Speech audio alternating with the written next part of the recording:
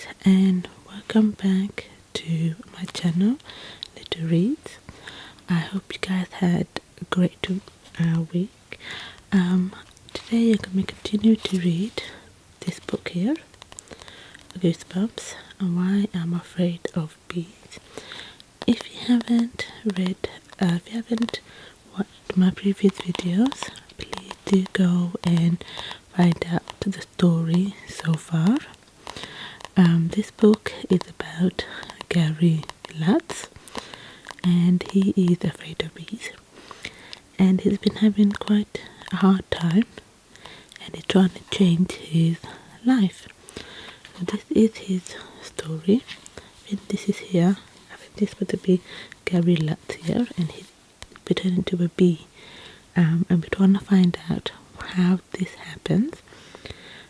But just a reminder, guys, that I am a dyslexic reader, and I've always found reading quite hard, and my memory is quite bad when it comes to reading. It's part of the reason why I wanted to create a channel where I read, so that I can improve my memory, and so I can watch my own videos back and remind myself of the stories I'm reading, because a lot of the time when I read I actually forget the stories myself, and I would always end up reading the first 10 pages of a book and then never go back to it, because I could never get past the first 10 pages because I would always forget the story. So this is a good way for myself to sort of keep track of things I'm reading and the story. But this has been quite an interesting book so far. And if you do guys have any questions or suggestions, any questions about dyslexia or the book, or if you have any suggestions about me how to improve on my reading and my dyslexia, or any books you would like me to read, please do comment in the comments below. But today we are going to be reading chapter 8. Okay, so in the last chapter we left Gary in a deep pool of blackness. So let's see what happened in this one now. So let's see. Let's read chapter 8. And let's see if Gary's luck changes in this chapter. Something was wrong. The colors returned, but they were total blurred. I struggled to make anything come clear, but I couldn't seem to focus on anything. My new body didn't feel right either. It was lying on my back. No, I was lying on my back, and I felt light as a feather. Light enough to float away. Could this be Dirk Davis' tall, muscular body? It certainly didn't feel like it. Was this some kind of trick? I asked myself. Was the picture of Derek Davis a phony? Was he really a lot smaller than he looked in the picture album? I reached out of my hands and tried to touch my stomach,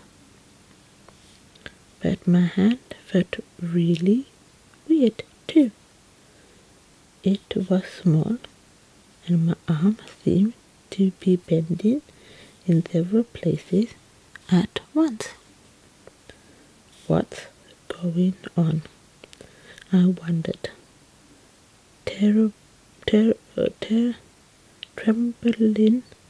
trembling, trembling with fright. Why do I feel so weird? Oh, I cried out as I finally managed to touch my stomach. Yuck! My skin was soft, and it was covered with a fine layer of fuzz. Help! Miss Carman, help! Something's wrong. I tried to shout, but there was something wrong with my voice. It came out all tiny and squeaky. Little mouth squeaks. I rolled over into my stomach. I rolled over onto my stomach, not into, onto my stomach and tried to get up. I spread my arms to balance myself.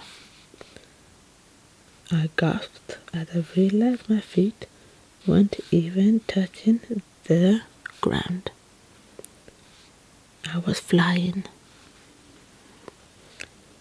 What's happening to me? I cried in my squeaky little voice.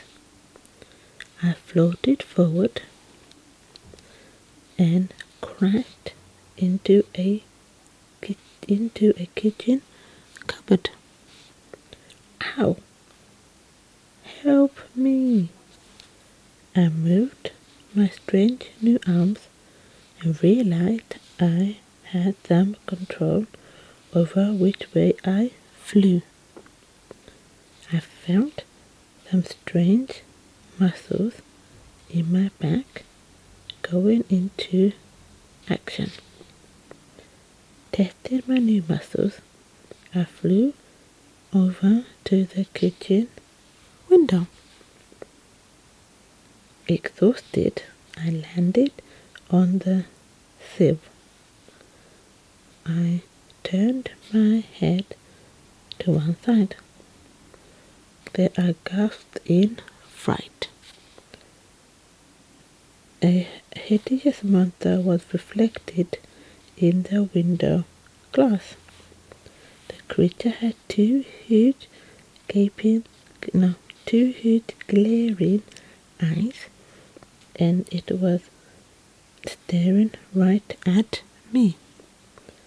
I tried to scream, but I was too terrified to utter a sound.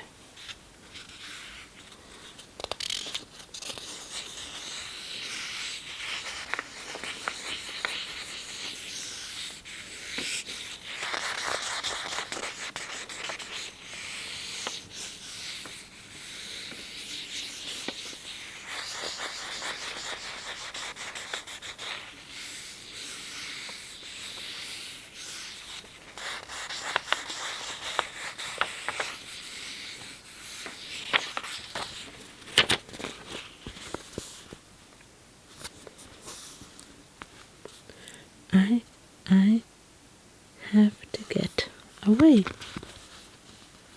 I decided. I moved my feet and started to run. The monster in the glass ran too. I stopped and stared at the window glass. The monster stopped and stared back at me. Oh, no, please, no, I cried. Please don't let it be true. I reached up and tried to cover my eyes. The creature in the window did the same thing. and suddenly I knew the hideous truth. The monster in the mirror, it was me. Miss Carmen had messed up totally, and now I was trapped inside the body of a bee. Oh dear, okay. That was a very short little chapter. That was only a page and a half. So that was a very short chapter, but poor Lutz, he had been transformed into a bee. Well, we kind of knew that was going to happen anyway, but it has happened now, and he is in a body of a bee, and I have no idea how he got there and how he's going to get out. But we kind of knew that he was going to be in the body of a bee. Let's see how long the next one is.